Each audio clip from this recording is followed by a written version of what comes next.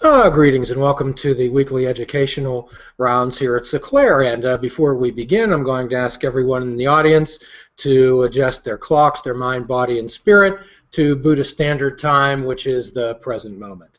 My name is Jim Ellermeyer, and I'm a behavioral health therapist here at Sinclair. And today I'm joined by my colleagues. Hi, I'm Lauren Arts, and I'm a physician assistant student from St. Francis University. And my name's Sasha. I'm a physician assistant that's working here at Sinclair.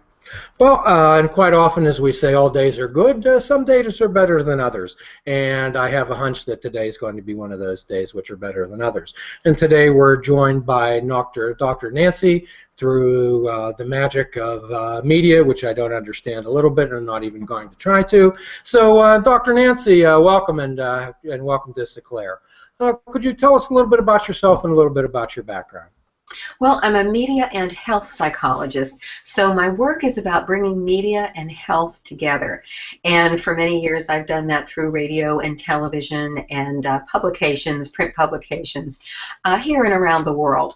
And so my joy and my passion, my purpose, is to bring psychology and media together and help people to understand, really, just exactly how media helps us, how it hurts us, how it affects us, and how we really have no way of not being a part of the media in our health, in our life. So we might as well find out some good guidelines for really how to use it carefully.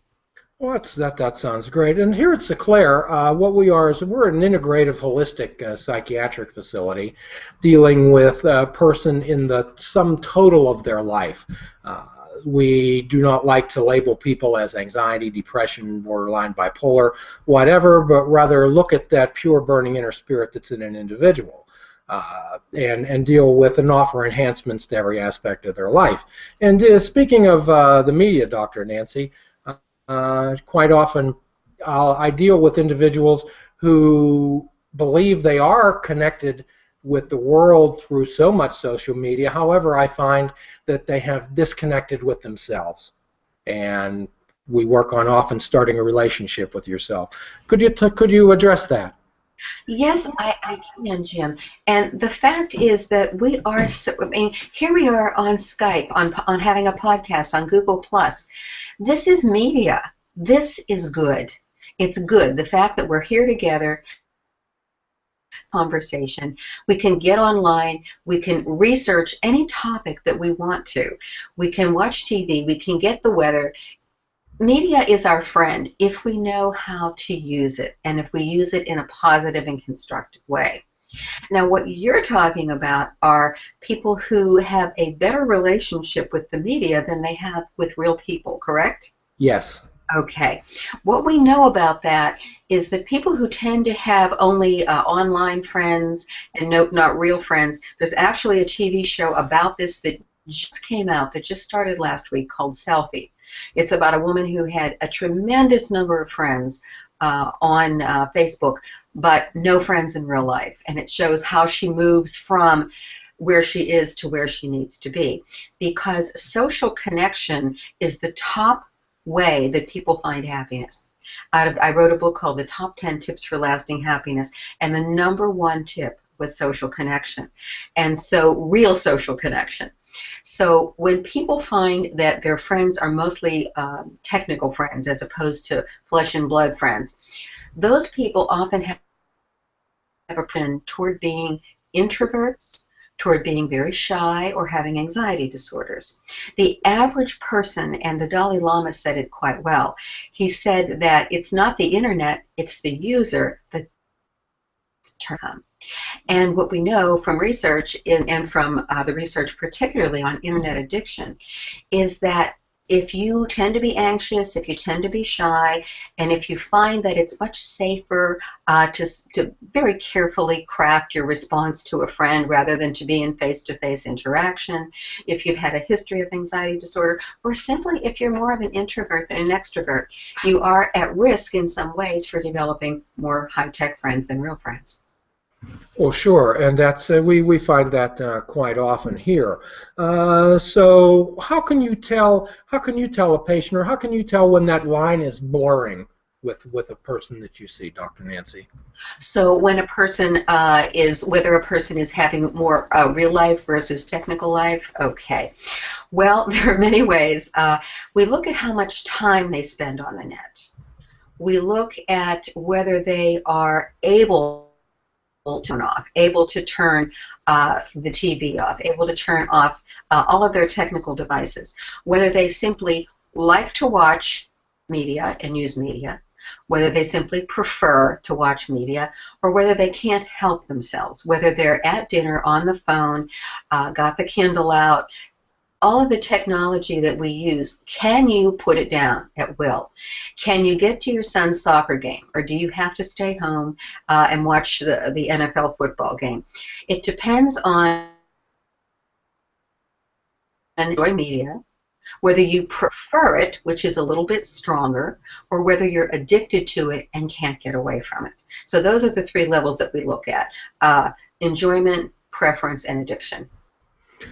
Quite often, Dr. Nancy, the vast majority of the patients here at Seclair are dealing with disturbed sleep patterns. And many of the disturbed sleep patterns are caused by the bombardment of constant images and constant sound and constant action. And I understand the connection between light and darkness and how we're confusing our brains in the evening, sitting in front of sometimes what I call nonsense devices, such as smartphones and televisions and computer screens. The screen froze a little bit there, but I think I got your question, Jim. So as far as how actually media affects our health, your first question really there was about how it affects our sleep. And what we know about sleep and light is that not only do the eyes take in light, but the skin, all of the receptors in the skin take in light. So if you're trying to fall asleep watching TV and all of that light is entering the body, you're less likely to be able to fall asleep, for sure. Even if you're in a room where there's a DVR and there's a flashing light on a DVR, all of those things affect you. All kinds of light affect sleep. So just turning devices off, which we don't usually do. Even computers and DVRs, they run all night long, and so they definitely have an impact on sleep. One of the core modalities that we deal here with Dr. Nancy is dialectical behavioral therapy, and at the core of that is mindfulness, where we ask people to be current and present and aware of their current experience. Sometimes I'll often ask people whether they believe that time travel has been invented, and then I'll suggest to them that they have frequent flyer miles built up from traveling between the past and the future, with often only a brief layover in the present. So I'm going to ask you, how do you find that in all this media? Well, I found it to be so true that I just released a book about it, and the book is called Get Real, R-E-E-L, Produce Your Own Life. And it's a book about living consciously. And you know, I use the word you use the word mindfully, I use the word consciously. And conscious living is being here now. And sometimes we're here now, working with our media together. This is what we're doing right now. We're here now. This is a positive thing. We're having a Google Plus podcast. But if you are, and it depends very much on how you use it. So we can view TV consciously. We can view the internet consciously, which means really tuning in to the messages that are hitting you from the screen. And the book Get Real is really all about breaking it down for you so that when you are involved with media, you're not taking in messages that are not good for you.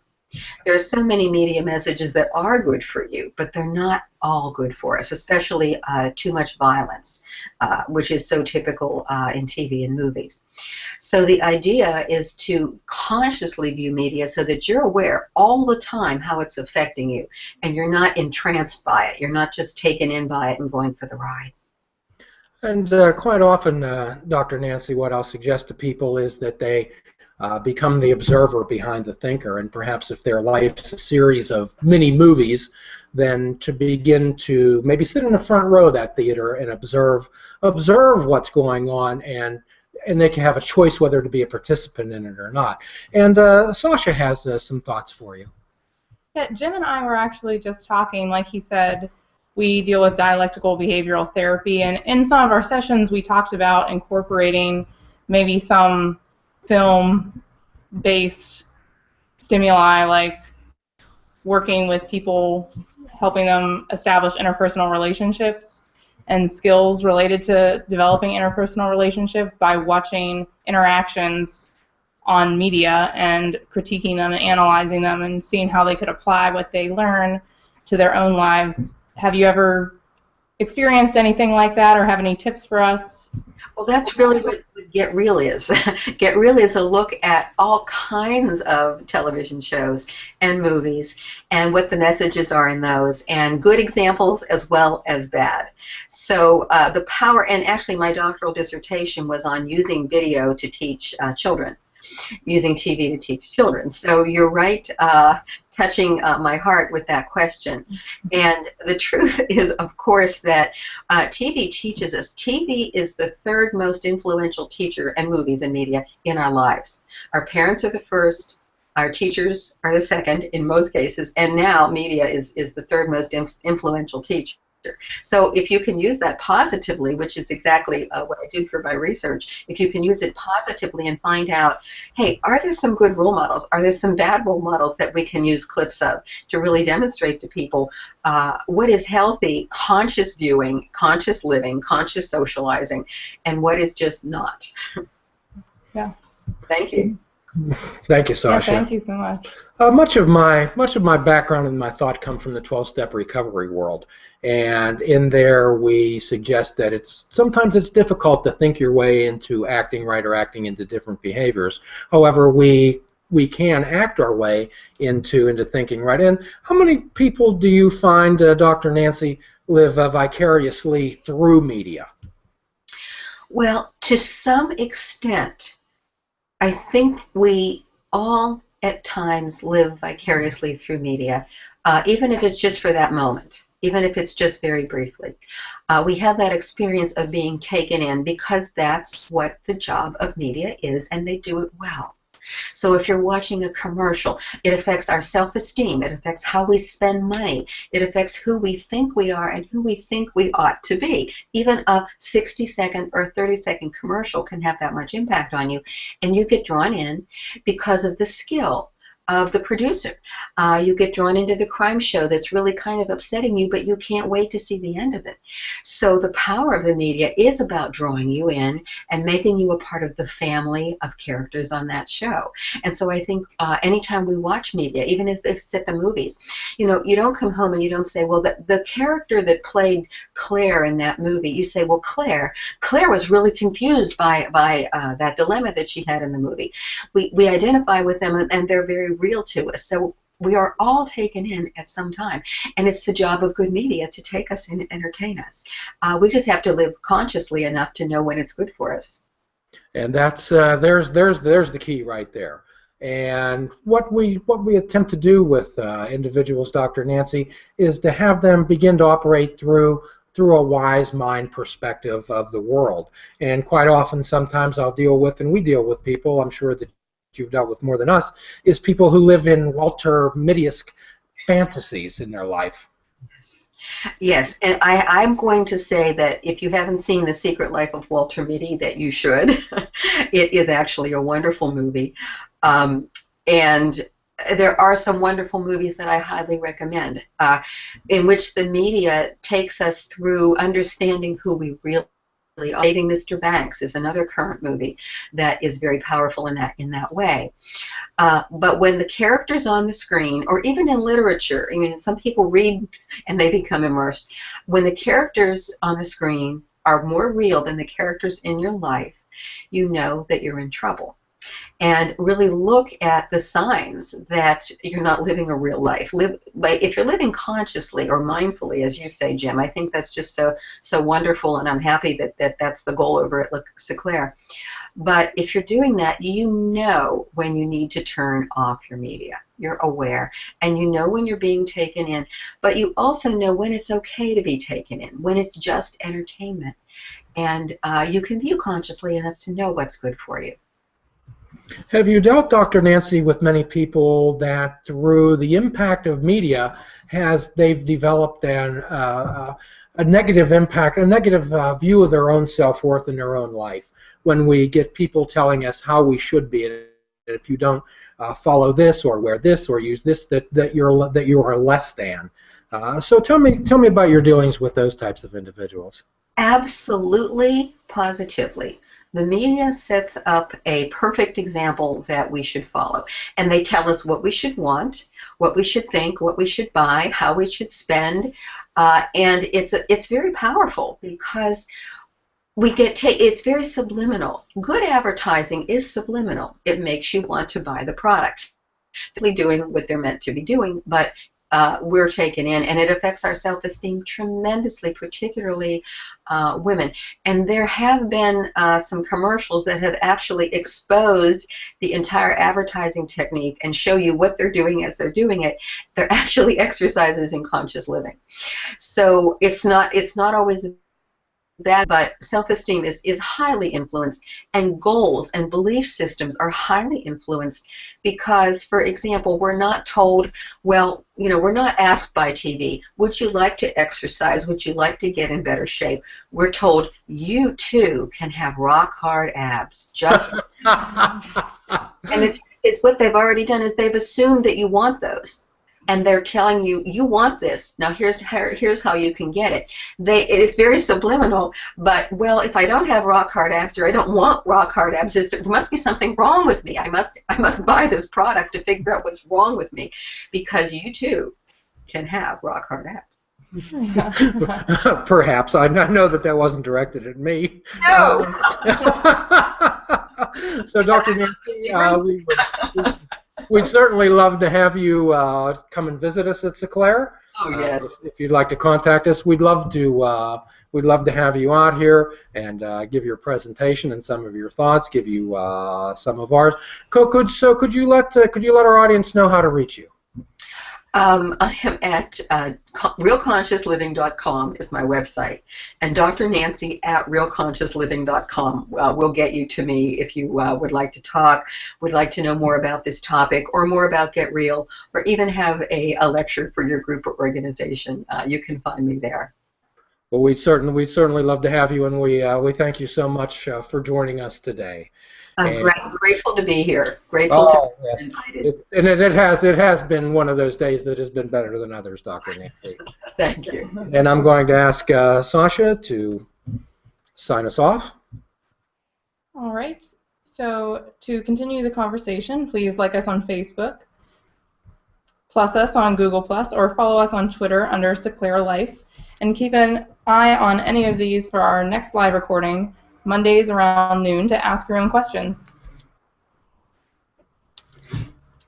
You can also find this and other grand rounds on youtube.com/SeclairVideo, and find audio versions on iTunes, Stitcher, Spreaker, and iHeartRadio. And please visit www.seclair.com for more info about us and other articles on our great blog. And as always, we'll leave you with our standard prescription of fruits, nuts, and vegetables. Perhaps unplug your television and take up fishing. And for a real mindful fishing experience, fish without bait. Until the next time, please be good to yourself.